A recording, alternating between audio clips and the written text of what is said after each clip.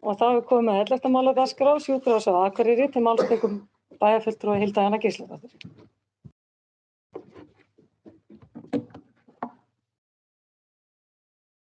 Forseti, ágætu bæjarfulltrúar. Sjúkrahúsið á Akureyri er hornsteinn í heilbrigðisþjónustu í okkar landshluta og skiptir sköpum fyrir öryggi íbúa, lífsgæði og samkeppnishæfni svæðisins í heild. Þess utan þá er sjúkrahúsið á Akureyri varasjúkrahús landsins þó að það hlutverk hafi mér að vitanlega ekki verið skilgreint né fjármagnað. Það er alveg ljóst að heimsfaraldur COVID-19 hefur reynt verulega á allt okkar heilbrigðiskerfi. Þar með talið starfsemi sjúkrahússins á Akureyri. Það hefur reynt á sjúklinga, á aðstandendur og á starfsfólk. Það er satt að segja átakanlegt að hlusta stundum á upplifun heilbrigðisstarfsfólk sem hefur lagt gríðarlega mikið af mörkum við erfiðar aðstæður og verið undir miklu álagi langt skeið. Það er ljóst að starfsfólk er víða þreytt, svekkt, pirrað og jafnvel reitt.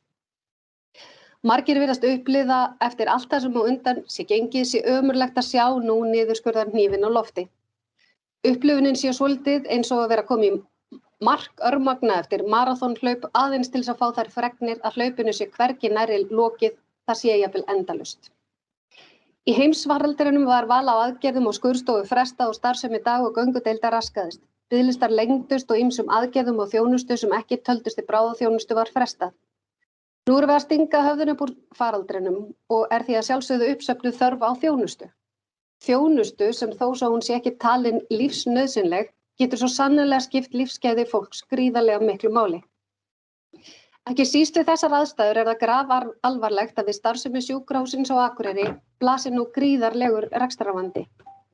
Það er ljóst að sjúkrahúsið á Akureyri getur ekki haldið áfram óbreyttri starfsemi og grípa þarf til enn viðameiri ráðstafana heldur en það sem áður hefur verið tilkynnt. Vandinn er líka ekkert smáræði.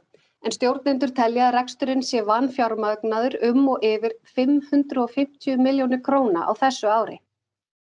Eins og áður hefur komið fram þá hafa stjórnendur ákveðið að draga úr viðhaldi fasteigna á þessu ári líkt á því síðasta, en eins og við kannski þekkjum ágætlega þá reynist það nú oft skammgóður vermir.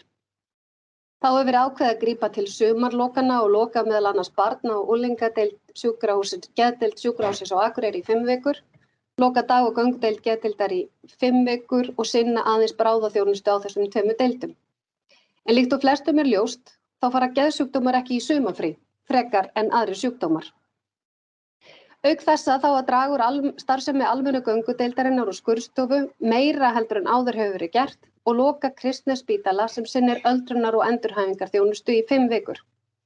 Þess utan hefur verið gripið til frekari skerðinga á þjónustu Kristnesspítala. En 5 daga deild hefur nú þegar frá 15. mars verið breytt í dagdeild og verður starfrækt með þeim hætti til 1. júlí þegar að sumarlokun kemur. Það sem verra er að sá sparnaður sem hlýst af þessum niðurskurðar aðgerðum er aðeins dropi í hafið miðað við rekstrarvandann sem blasir við sjúkrahúsinu á Akureyri. Og ljóst að það þarf að grípa til mun viðameiri ráðstafana eigi endar að ná saman og alveg ljóst að það þarf þá að skera niður í þjónustu. Ef við horfum fram hjá lífsgæðum fólks og líðan sem þurfa á þjónustuna að halda og aðeins hort til fjármagns, þá leyfi ég mér að minnstakosti að efast að sá sparnaður sem að hljótist við þessar aðgerðir skili sér, heldur jafnvel fresti vandanum eða jafnvel aukjan, svona svolítið eins og fresta viðhaldi á mannvirkjum. Sá veruleiki sem blasir við sjúkrahúsinu á Akureyri er ekki í nokkrum tengslum við opinberar stefnur, gildandi heilbrigðisstefnu, lýðheilsustefnu eða geðheilbrigðisstefnu. En þessi veruleiki er sannarlega ekki óvæntur. Bæði samtök sveitarfélaga og atvinnuþróunar á Norðurlandi eystra og við hjá Akureyrarbæ sendum inn umsögn frumvarp til laga fjárlög í desember á síðasta ári, þar sem við lýstum yfir áhyggjum okkar af þeirri rekstrarstöðu sem blasir við sjúkrahúsinu á Akureyri og þeim afleiðingum sem nú er að birtast okkur. Þetta skiptir okkur öll máli og eins og ég segi, þá skiptir þetta máli fyrir öryggi okkar íbúa, lífsgæði og samkeppnishæfni svæðisins í heild sinni. Ég vil fyrir hönd bæjarstjórnar til leggja fram eftirfarandi tillöguna bókun. Bæjarstjórn Akureyrarbæjar telur óásættanlegt að grípa þurfi til umfangsmikils niðurskurðar á sjúkrahúsinu á Akureyri með þeim afleiðingum sem blasir við starfsfólki, sjúklingum og aðstandendum þeirra.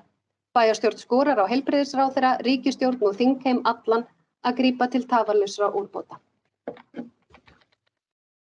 Það bæjarfulltrúi Hilda Jana Gísladóttir lokið máli sínu, orðið laust.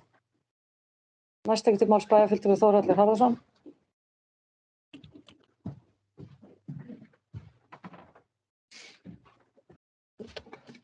Forseti bæjarstjórnar, bæjarfulltrúar, ég held taka heils og undir þessa bókun sem var komin upp á þann. Og það ágætt að koma aðeins inn í það þegar við sjáum hvaða álögur fjallu á sjúkrahúsið. Þetta óstjórn hjá sjúkrahúsinu? Nei. Það eru að koma inn samningar út af til dæmis bættum vinnutíma vaktavinnufólk, styttingu vinnuvikunnar, endursamin til dæmis Microsoft-leyfi sem heyrum voru 54 milljónir og fleira. Þetta eru samningar sem ríkið að gera, setja á sjúkrahúsið án þess að fjármagna það. Þetta náttúrulega óþolandi og þó að þetta sé kannski ekki allur vandinn, þá þetta verulegu hlut á honum. Að skerða niður þjónustuna fyrir okkur hérna á Norður- og Austurlandi bara alveg óþolandi að birtist okkur svona sterklega í þessu samfélagi út af ákvörðun sem ekki tekna inn á sjúkrahúsinu. Og þess vegna styðji þetta algjörlega og heilsug og við skulum íta bara vel og eftir þessu og fá sjúkrahúsi fjármagna. Því hvar fer vandinn? Hann fer á önnur hjúkrunarheimili, hann fer á heilsugæsluna hjá okkur og hann fer í heimahjúkrun og það getur þá þýtt að það skerði þjónustuna enn frekar við aðra íbúa sem við viljum alls ekki láta gerast. Takk. Bæjarfulltrúi Þórhallur Harðarson lokið máli sínu, orðið laust. Næst tekur til máls bæjarfulltrúi Guðmundur Baldvin Guðmundsson.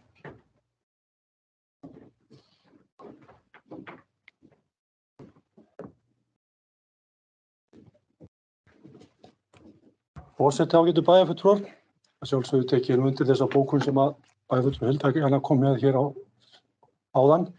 En mér langar líka bara til þess að hrósa bæjarfulltrúi Hildu fyrir hennar framgöngu í þessu máli. Hún í rauninni tók þetta upp á sína arma þegar hún settist á þing eina viku daginn og fór með þetta mál þar inn og vakti athygli á þessu. Við erum líka þá bara að fylgja þessu eftir hér inni. Við erum búin að fylgja þessu eftir á vettvangi sambands sveitarfélaga á Norðurlandi eystra. Þannig að mér finnst bara ástæða til þess að við séum að fylgja þessu og láta kné fylgja kviði. Við þurfum í rauninni að ýta á stjórnvöld. Þetta algjörlega óboðlegt og eins og bæjarfulltrúi Þórhallur kom inn á hér áðan að þá þetta náttúrulega ekki vegna óráðsíu rekstri, heldur þetta fyrst og fremst vegna samningsbundna launahækkana sem veldur því að þetta bara erfitt að eiga við. Og við getum ekki látið að bitna á þjónustun okkar við íbúa hér á þessu svæði og þetta hefur bara margfeldis áhrif í heilsu okkar landsmanna. Það bara þannig. Þannig að við skulum bara öll sem eitt sameinast um þessa bókun og enn og aftur vil ég færa þakkir til Hildu Jönu fyrir að vekja máls á þessu á hinu háttvirta Alþingi vegna þess að þar náttúrulega gerast hlutirnir og við þurfum að láta okkar þingmenn halda þessu máli á lofti áfram. Takk fyrir. Bæjarfulltrúi Guðmundur Baldvin Guðmundsson lokið máli sínu. Ég ætla að biðja varaforsetann að taka á í stjórninni. Ég gef mér orðið. Bæjarfulltrúi Halla Björk Reynisdóttir tekur til máls. Forseti ágætu bæjarfulltrúar, það eins og svo oft áður. Ég var eins og hvort að þetta komið upp á undan Guðmundur Baldvin eða ekki, en hann tók að mér náttúrulega ómakið. Ég ætla að þakka einmitt og tek undir með bæjarfulltrúa Guðmundur Baldvini sérstaka þakkir til bæjarfulltrúa Hildu Jönu fyrir að hafa tekið þetta mál upp á Alþingi þegar hún settist inn á þing sem var þingmaður kjördæmisins og verður vonandi bara okkar þingmönnum til hvatning til þess að vera vakandi yfir þeim rekstri sem þau eiga að vera að horfa á og sem ríkið á að vera að sinna á okkar landsfjórðungi og svo sem land allt. Af því að heilbrigðisþjónusta eitthvað sem við bara treystum á að sé í lagi.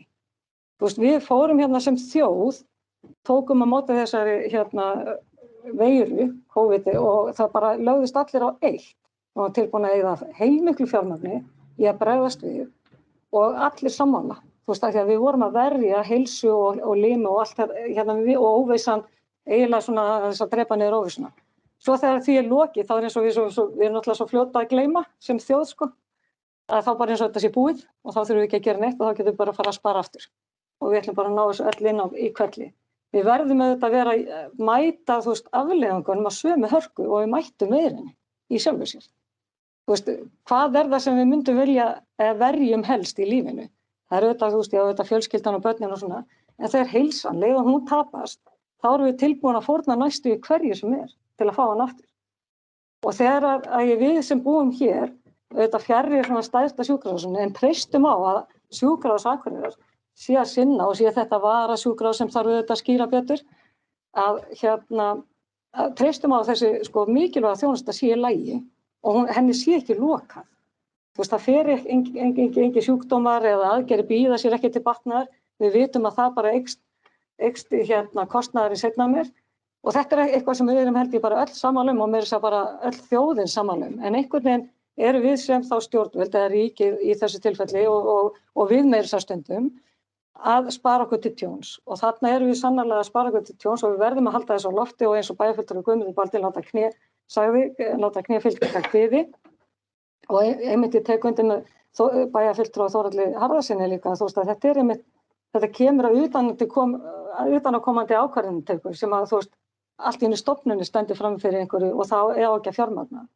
Og þetta ekki boðlegt. Þetta bara alls ekki boðlegt fyrir okkar samfélag og tek náttúrulega heilshugar undir bókana.